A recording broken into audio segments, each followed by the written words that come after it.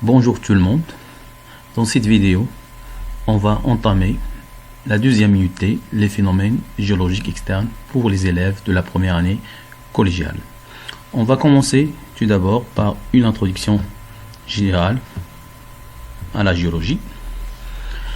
La géologie est la science de la Terre qui étudie les composants de la Terre et les phénomènes géologiques, les événements et les phénomènes naturels exposés à la surface de la Terre, à savoir l'érosion, ainsi les phénomènes géologiques internes qu'on va étudier, Inch'Allah, l'année prochaine, à savoir les volcans, les séismes, ainsi de suite. On va commencer le premier chapitre de cette unité, la sortie géologique. Le plan de ce chapitre est... Donc on va commencer comme l'habitude par une introduction. La première séquence, étude de la carte topographique. Elle contient 3 activités. La première activité, définition d'une carte topographique. La deuxième activité, les composants de la carte topographique. La troisième activité, orientation de la carte. La deuxième séquence, représentation du relief sur la carte et le profil topographique. Il contient 2 activités. La première, représentation du relief sur la carte. La deuxième, le profil topographique. On va commencer le premier chapitre par une introduction. La sortie géologique est une sortie sur le terrain. Sa réalisation nécessite une préparation au préalable sur le terrain et sur une carte topographique qu'on va étudier. Donc, on va poser des questions à partir de cette introduction. Comment situer et représenter le lieu de notre étude géologique? Quels sont les outils nécessaires à la réalisation de la sortie géologique? Donc, on va commencer l'étude de la carte topographique. On va tout d'abord commencer par définition d'une carte. Donc, à partir de ce document représente une carte topographique du région d'Éturir, خريطة topographie مبسطة لناحية إتورير. Donc, c'est quoi une carte à partir de ce document? Donc, on a représenté une région sur une surface plan, une feuille. Donc, on peut déduire que la définition d'une carte topographique est une représentation à l'échelle réduite d'une région sur une surface de plan. Maintenant, quels sont les composants d'une carte topographique? Donc, les composants d'une carte topographique, à partir de ce document, on peut déterminer les différents composants d'une carte topographique. Tout d'abord, le titre. Le titre, il résume le sujet de la carte ou bien le lieu représenté sur la carte. Le deuxième élément, c'est une légende ou bien la légende. La légende, comme vous voyez dans cet rectangle, il se compose d'un ensemble de symboles. Et il y a aussi les couleurs, ça existe aussi dans différentes cartes. Donc, une légende, c'est une explication des symboles et des couleurs qu'on en trouve dans la légende qui nous permettent de lire la carte. Il y a aussi ce qu'on appelle une échelle. Donc, une échelle numérique, il y a là-bas, ici. L'échelle de cette carte, c'est 1 sur 50 000. Ça veut dire 1 cm sur la carte est l'équivalent de 50 000 cm sur le terrain. Donc, comme résumé, le titre résume le sujet de la carte et détermine l'adresse de la ville ou de village représenté. Une légende explique la signification des couleurs et symboles sur la carte. Et enfin, on a une échelle et le rapport entre la distance réduite mesurée sur la carte et la distance réelle correspondant sur le terrain. Donc c'est... Maintenant, on va donner un exemple.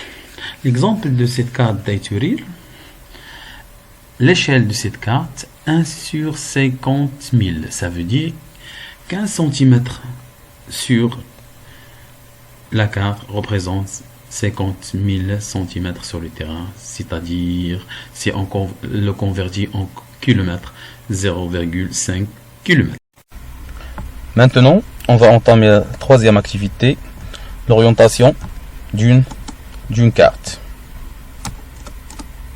Pour orienter une carte dans le terrain, on utilise la boussole. La boussole est un instrument qui possède une aiguille aimantée qui indique toujours le champ, qui indique toujours le nord magnétique. Donc, dans cet instrument, on trouve aussi les 4 points cardinaux. Le N, ça veut dire le nord. Le W, bien le O, c'est l'ouest. Le S, c'est le sud. Et le E, c'est l'est. Pour s'orienter dans le terrain, on utilise un instrument qu'on appelle boussole. Il contient une aiguille aimantée qui montre toujours et indique toujours le nord magnétique représenté par les lettres NM. Dans la carte, on trouve aussi une autre flèche qui représente le nord géographique qui est représenté par les lettres NG. On a déjà expliqué les 4 points cardinaux. Donc maintenant, on va s'orienter dans l'espace, dans le terrain. Pour cela, on pose tout d'abord la carte sur une surface plan, puis on pose la boussole sur les deux flèches et on coïncide le nord de la boussole avec la flèche de nord géographique, puis on tourne la carte sans toucher la boussole jusqu'à que la flèche de la boussole est en parallèle avec la flèche de nord magnétique et on s'arrête. Dans ce cas, la carte est bien orientée, comme vous voyez. Donc, dans la première étape, comme j'ai déjà dit, on pose le N, le nord de la boussole coïncidé sur la flèche de nord géographique, puis on tourne la carte sans toucher la boussole jusqu'à que le nord magnétique de la boussole est coïncidé avec le nord magnétique de la carte. Dans ce cas-là, la carte est orientée. Toutes les directions de la carte coïncident alors avec les directions sur le terrain. C'est seulement dans cette position que l'on peut se repérer en comparant exactement la direction d'un point sur le terrain avec sa direction sur la carte. Deuxième séquence, c'est représentation de relief sur la carte et le profil topographique. Donc, comment peut-on représenter une colline ou bien une montagne sur un surface plan? Donc, c'est une question à poser. Pour cela, on va montrer sous forme d'une activité comment on peut représenter un relief en général sur une surface plan. Donc, la première activité, représenter du relief sur la carte. Activité. On considère une colline dont le sommet se trouve à 135 mètres de niveau de la mer. Sa base se trouve à 90 mètres au-dessus de niveau de la mer. Donc, comment on peut représenter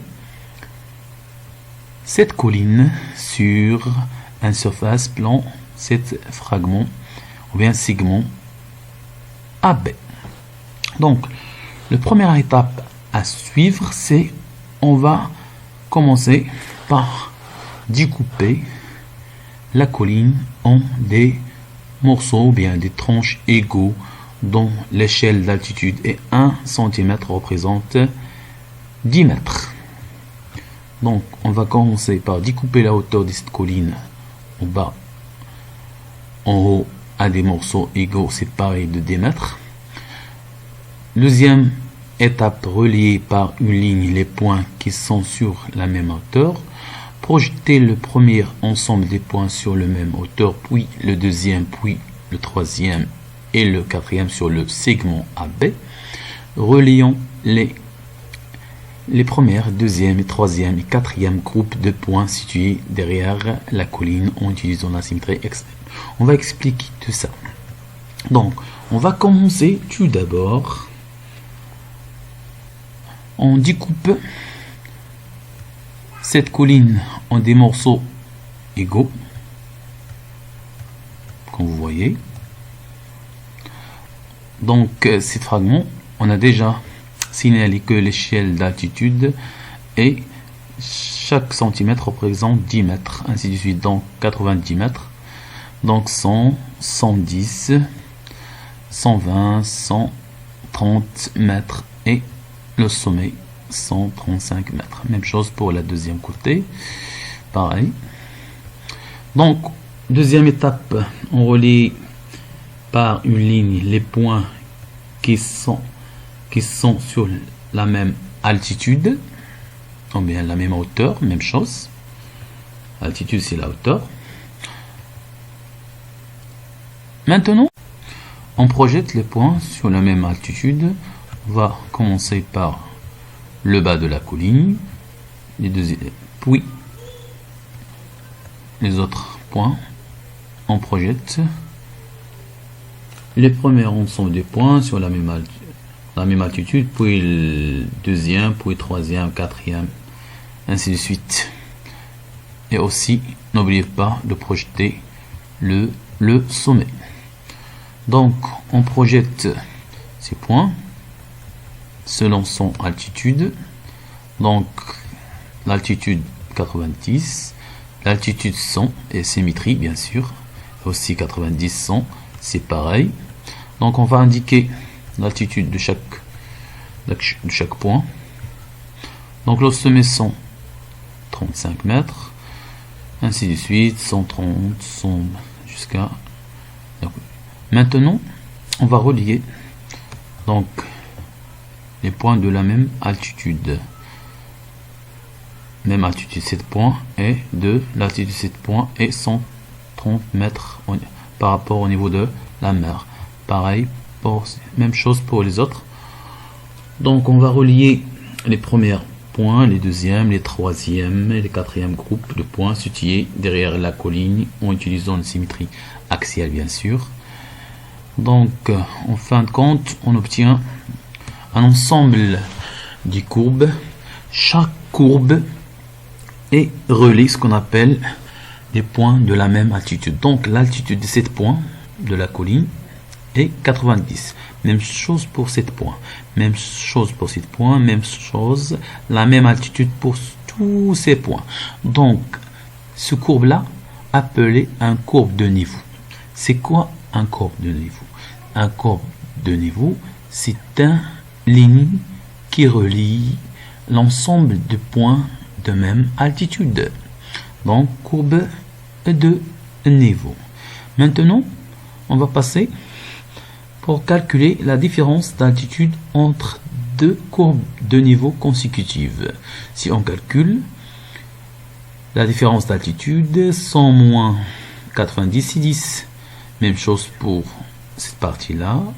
Même chose, pareil. Donc, on constate que la différence d'altitude entre deux courbes consécutives est égale dans la même carte. Dans cette carte-là, est 10 mètres. Donc, cette différence d'altitude entre deux courbes de niveau consécutifs appelée ce qu'on appelle l'équidistance. C'est l'équidistance. Donc, pour le point A, la sommet, il ne se divise non divisible par 10, donc 7 points appelés points de côté. Ce chiffre-là indique son altitude par rapport au niveau de la mer, sont les points de côté. Donc, en fin de compte, on a donc le relief. La colline est représentée sur la carte par un ensemble des courbes de niveau, bien sûr. Donc, maintenant, comme résumé, donc on a découpé la colline en morceaux et on a projeté les différents points en reliant les points de la même altitude. Donc, les reliefs sont représentés sur les différentes cartes par un ensemble des courbes qu'on appelle les courbes de niveau, et chaque courbe elle porte un chiffre ou bien un numéro numéroté qui indique son altitude par rapport au niveau de la mer.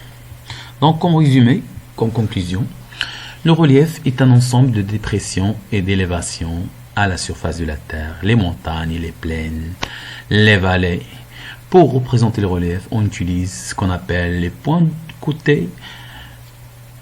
Ça veut dire points de côté, des points numérotés qui indiquent l'altitude d'un endroit en mètres par rapport au niveau de la mer.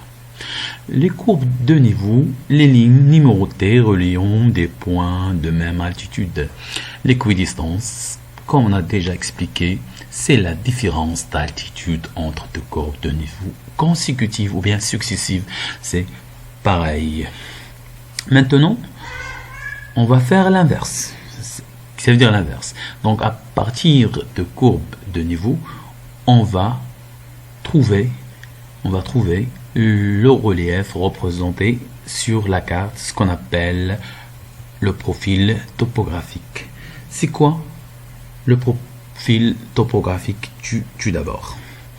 Un profil topographique est une section par un plan vertical de la surface topographique.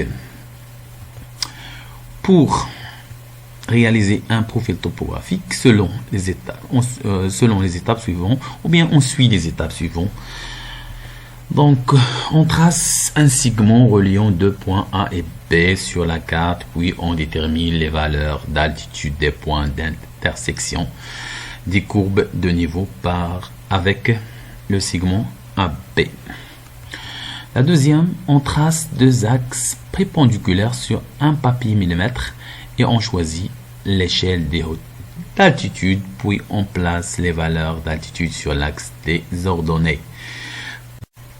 Troisième étape, placer la bordure de la feuille millimètre le long de traits de la coupe AB en faisant coïncider l'axe vertical avec le point A. Quatrième étape, on projette les différentes altitudes sur le papier millimètre, tout en respectant l'échelle des hauteurs. La cinquième étape, on relie entre elles les points correspondant aux altitudes par un trait continu sans l'utilisation d'une règle. Et enfin, la sixième étape, on note sur le papier millimètre toutes les informations concernant l'orientation, l'échelle d'altitude et celui des longueurs, le titre de la carte, ainsi que les points particuliers rencontrés sur la coupe, oued, fleuve, ainsi de suite. C'est pas colline, fleuve, ainsi de suite. Maintenant, en passant à un exercice d'application pour bien comprendre toutes ces étapes. Donc, comme exercice, le document ci-dessous représente une carte topographique qui symbolise les reliefs d'une région via les courbes de niveau. Pour réaliser le profil topographique d'une partie de cette région, on va suivre bien sûr les étapes précédentes qu'on a déjà expliquées. C'est précédente. Donc, maintenant, on va tout d'abord déterminer l'équidistance de cette carte. Quelle est l'équidistance de cette carte? On a déjà définir c'est quoi une équidistance. Est-ce que vous vous souvenez? Donc, l'équidistance c'est quoi? Très bien, c'est ça. C'est la différence d'altitude entre deux courbes de niveau consécutives ou bien successives. Par exemple, l'altitude de cette courbe est 100 mètres par rapport au niveau de la mer. Cette courbe est de 90. Donc la différence entre les deux, c'est 10 mètres. Donc l'équidistance de cette carte c'est 10 mètres. Donc on peut maintenant remplir ces trous par les différentes altitudes. Donc l'altitude de ce courbe de niveau, c'est combien? Bien sûr 40, c'est ça. 50, 60, 70, oui, c'est ça. 80, 90. Très bien, c'est ça. Donc, on va commencer la réalisation de profils topographiques en reliant tout d'abord les deux points A, B par un trait. En reliant. Puis, on détermine les points d'intersection entre le segment et les différentes courbes de niveau. On va indiquer les points d'intersection. Ça veut dire intersection تقاطع بين القطع AB ومنحنيات المستوى, les courbes de niveau. Donc, on va déterminer les points d'intersection entre le segment AB et les différentes courbes de niveau. Donc, on va numéroter chaque point. Donc, l'altitude de chaque point, c'est 90, 80, 70. Donc, elle fait partie de cette courbe qu'on appelle courbe niveau. Donc, on a déjà expliqué c'est quoi un courbe niveau. C'est une ligne qui relie les différents points de même altitude. Donc, même chose pour les autres points. 40, 40, c'est la même ligne. Oui, c'est la même ligne, même courbe de niveau. Ainsi de suite. Maintenant, on va prendre un morceau de papier millimétrique. On va tracer tout d'abord l'axe vertical qui représente l'altitude. Bien sûr, l'axe, et l'axe horizontal, donc vertical, l'altitude. L'axe horizontal, il représente la distance entre les deux points A, B. Maintenant, on va graduer l'axe vertical selon une échelle convenable selon une échelle. Donc, on choisit toujours selon les points d'intersection. Donc, la plus basse altitude, c'est 40. Et le plus haute altitude, c'est 90. Donc, on va commencer par graduer l'axe vertical, l'axe d'altitude, sachant que 1 cm représente, on va choisir comme échelle d'altitude l'équidistance 10 mètres. Donc, on va tout d'abord graduer l'axe vertical, puis on va mettre 40, ainsi de suite. Donc, comme on a déjà dit, placer la bordure de la feuille millimètre le long de trait de la coupe AB en faisant coïncider l'axe vertical avec le point A. Donc, l'axe vertical coïncide avec le point A. Donc, maintenant, on va passer à la deuxième étape. Chaque fois que la ligne ou bien une courbe de niveau recoupe la ligne AB, marquez le bord de papier millimétrique. On marque le bord de papier millimétrique chaque fois il y a un point d'insertion. On le marque sur le papier millimètre. Comme ça. Donc, on marque comme ça. On indique son altitude, bien sûr. Il a déjà indiqué. Maintenant, on va projeter chaque point selon son altitude. Donc, la première point, on va le projeter jusqu'à... Oui, c'est bien. Jusqu'à 90, c'est l'altitude de ce point est 10 mètres par rapport au niveau de la mer. La deuxième point, c'est 80, ainsi de suite.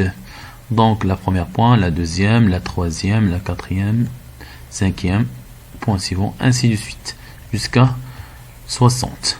Maintenant, on relie les points avec un ligne sans utilisation de la règle.